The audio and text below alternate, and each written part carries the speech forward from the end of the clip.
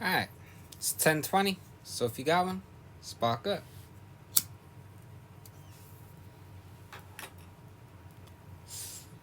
Alright, part 18 of When Will Jesus Bring the Pork Chops? Here we go. But if you have a perfectly DNA matched identical twin, technically it's possible to go fuck yourself.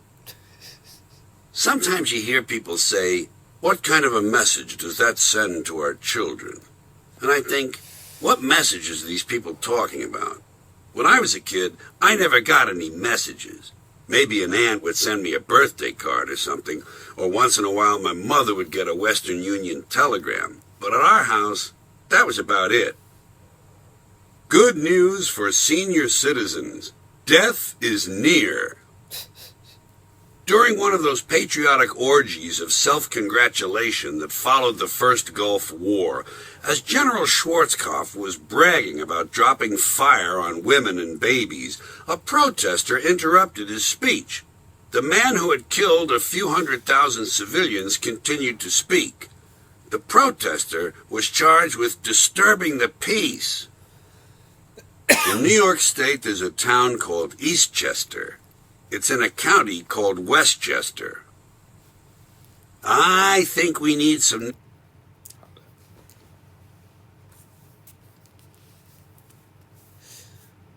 I gotta check this, I'm sorry.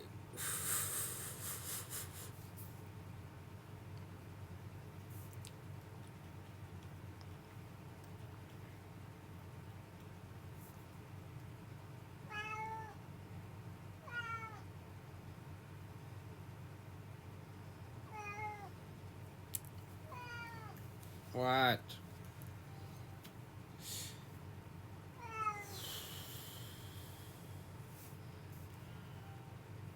Come on. Go there already.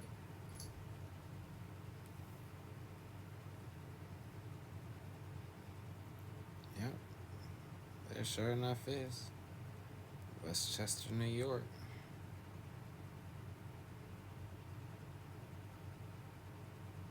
Now let's go.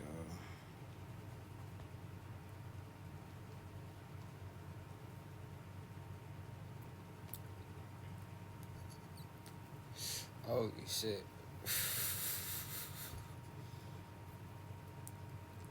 I don't know. For some reason, I had to check that one. Because that just sounded a little too ridiculous for me. And it's not even at the most eastern point of Westchester. It's like right in the middle. Christmas carols with a more modern approach. Of course, I wouldn't abandon the religious theme completely. How about, Holy Christ, the Christmas tree's on fire? Or, Jesus, can you believe it's Christmas again? This ought to get the ball rolling. I'm hoping you people will take it from here. True fact. In 2002, in the U.S. Supreme Court, the surviving heirs of the famous film comedy trio were awarded the intellectual rights to the Three Stooges. I don't know about you, but years ago when Evel Knievel was jumping across the Snake River on his motorcycle, I was rooting for the river. In the news from Israel, I keep hearing about the cycle of violence. It reminded me that when I was a kid, I had one of them too. After school, I used to peddle it around the neighborhood, hitting other kids over the head with a big steel pipe. They always say the vice president is just a heartbeat away from the presidency. Don't... That has a whole new meaning here in 2021. There was a meme I saw the other day.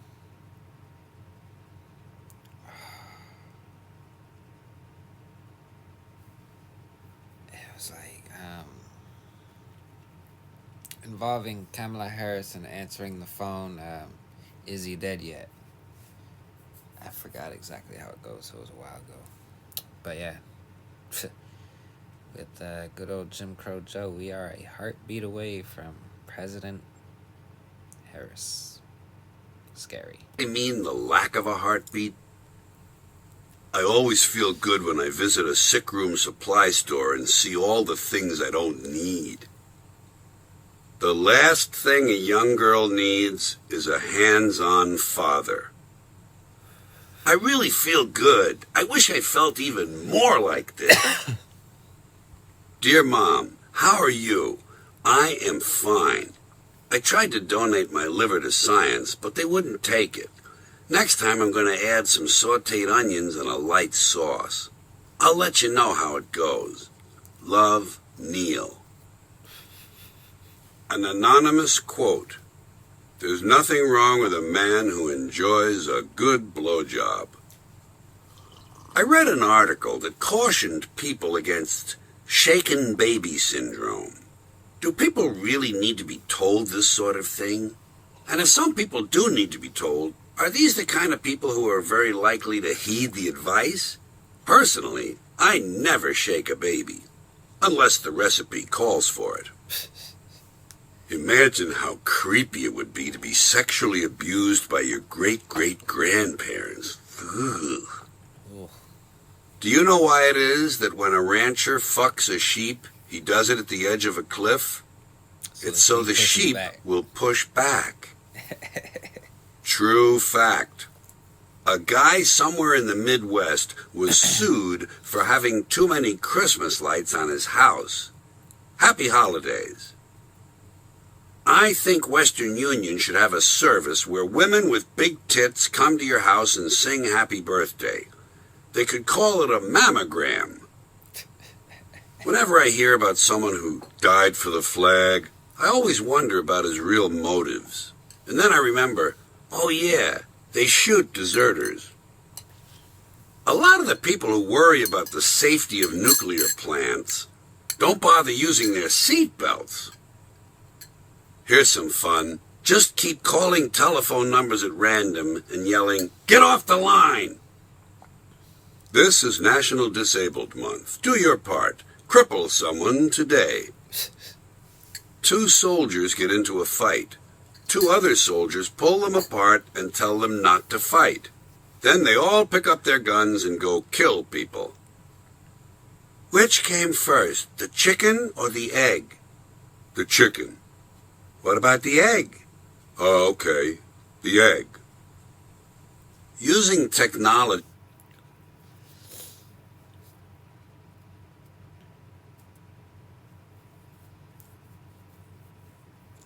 Is there even an answer for that question? Which came first, the chicken or the egg? Or, name any other bird or animal that's comes from an egg. To clean up the mess made by technology doesn't seem too intelligent. At one time, if you made a telephone call from your table in a restaurant, it would have been a novelty and it would have attracted a lot of attention, more than the food. Now, if you're using a telephone at your table in a restaurant, it's considered a nuisance. Why don't they just let these gay Boy Scouts join the Girl Scouts? What the fuck? You've got 2 groups. Use them both. There's a whole different now. When you drive into California from Las Vegas, they have an agricultural inspection station where they ask you if you have any fruits or vegetables with you. And then they just believe whatever you tell them. What's the point of that? You know what I do? On every trip, I put a yam in the glove compartment just to be sure I'm breaking the law. We ought to have a name for the day before yesterday. Day for day? Yester-for day. Why don't you people just come up with something and get back to me? I don't own any stocks or bonds. All my money is tied up in debt. A good motto to live by. Always try not to get killed. If Marilyn Monroe were alive today, she'd be in her late 70s, and I'll bet there would still be guys lining up for a chance to fuck her. Why not join the army? Join up and die. How do you expect to keep America free if you won't die? I'm dead. I died in Vietnam. I'm dead, and all my old army buddies are dead. Can you say that? No. What's wrong with you? Yeah,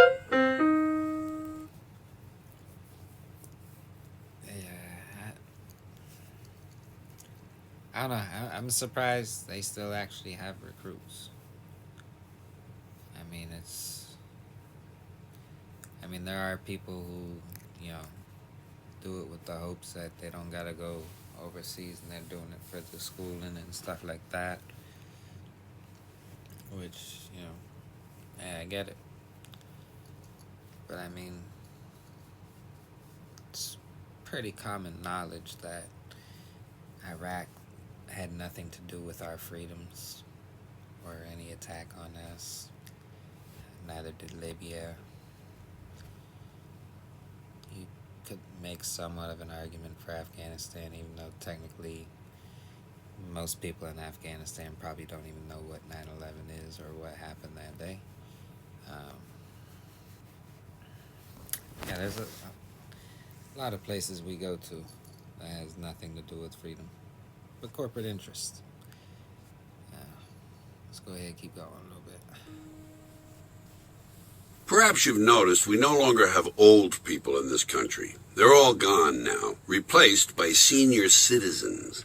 Somehow we wound up with millions of these unfortunate creatures known as golden agers or mature adults. These are cold, lifeless, antiseptic terms, typically American, all ways of sidestepping the fear of aging. And it's not difficult to understand the fear of aging. It's natural and it's universal. No one wants to get old. No one wants to die. But we do. We die. And we don't like that. So we shade the truth. I started doing it when I reached my 40s. I'd look in the mirror at that time and think, well, I guess I'm getting older. That sounded a little better than old. Sounded like it might even last a bit longer. But people forget that older is comparative, and they use it as an absolute. She's an older woman. Oh, really? Older than what? Than she used to be? Well, yeah. So? People think getting old is bad because they think being old is bad. But you know something? Being old is just fine. In fact, it can be terrific. And anyway, it's one of those things you don't get to choose. It's not optional. But that insufferable group among us known as baby boomers, ages 42 through 59 as of 2005, are beginning to get old, and they're having trouble dealing with that. Remember, these baby boomers are the ones who gave us this soft, politically correct language in the first place. So rather than admit they're getting old, the baby boomers have come up with a new term to describe themselves as they approach the grave. They don't care for middle-aged, so instead, get this, folks, instead, they claim to be pre-elderly. Don't you love that? Pre-elderly. It's a real word. You don't hear it a lot, but it's out there. The boomers claim that if you're between 50 and 65, you're pre-elderly. But I'd be willing to bet that in 2011, when they begin turning 65, they will not be calling themselves elderly. I have a hunch they'll come up with some new way of avoiding reality. And I have a suggestion for them. They should call themselves the pre-dead. It's a perfect term because for them, it's accurate. And it's highly descriptive. By the way, those ever-clever boomers have also come up with a word to describe the jobs they feel are most suitable for retired people who wish to keep working. They call these jobs elder-friendly. Isn't that sad? God, that's just really, really sad. And so, to sum it up, we have these senior citizens. And whether I like that phrase or not, unfortunately, I got used to it. And I no longer react too violently when I hear it. But there is still one description for old people that I'll never accept. That's when I hear someone describe an old guy as being, for instance, 80 years young. Even though I know it's tongue-in-cheek, it makes my skin crawl. It's overly cute and precious, and it's an evasion. It's junk language. On CBS's 60 Minutes, Leslie Stahl, God help her, actually referred to some old man as being a 90-something. Please, Leslie, I need a small personal break here. One last pathetic example in this category. On the radio, I heard Matt Drudge actually refer to people of age. And he wasn't being sarcastic. He said the West Nile virus is a particular threat to people of age. Poor Matt. Apparently he's more fucked up than he seems. Now, going to an adjacent subject, one unfortunate fact of life for many of these 80 or 90-somethings is that they're forced to live in places where they'd rather not be. Old people's homes. So what name should we use for these places where we hide our old people? When I was a little boy, there was a building in my neighborhood called the Home for the Aged. It had a copper sign on the gate. Home for the Aged. It always looked deserted. I never saw anyone go in. Naturally, I never saw anyone come out either. Later, I noticed people started calling those places nursing homes and rest homes. Apparently, it was decided that some of these old people needed nurses, while others just needed a little rest. What you hear them called now is retirement homes, or long-term care facilities. There's another one of those truly bloodless terms, long-term care facility. But actually, it makes sense to give it a name. My great state of Washington, and just mandated getting long care term facility, whatever. We have to now get insurance for that shit. Mandated. Either we get our own, or they take it straight out of our check and a tax.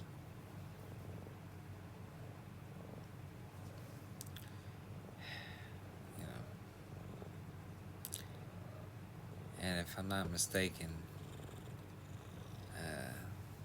you only get like $30,000 of coverage, even though people in their 20s will likely put in far more than $30,000. Like that, because if you do, you make it a lot easier for the person you're putting in there to acquiesce and cooperate with you. I remember old people used to tell their That's through the state. I don't know what the different companies have for policies. families, whatever you do, don't put me in a home. Please, don't put me in a home. But it's hard to imagine one of them saying, whatever you do, don't put me in a long-term care facility. So calling it that is really a trick. Come on, Grandpa, it's not a home. It's a long-term care facility. By the way, while we're on this subject of the language of getting old, I want to tell you something that happened to me in New York on a recent evening. I was standing in line at the Carnegie Deli to pay my check, and there was a guy ahead of me who looked like he was in his 60s.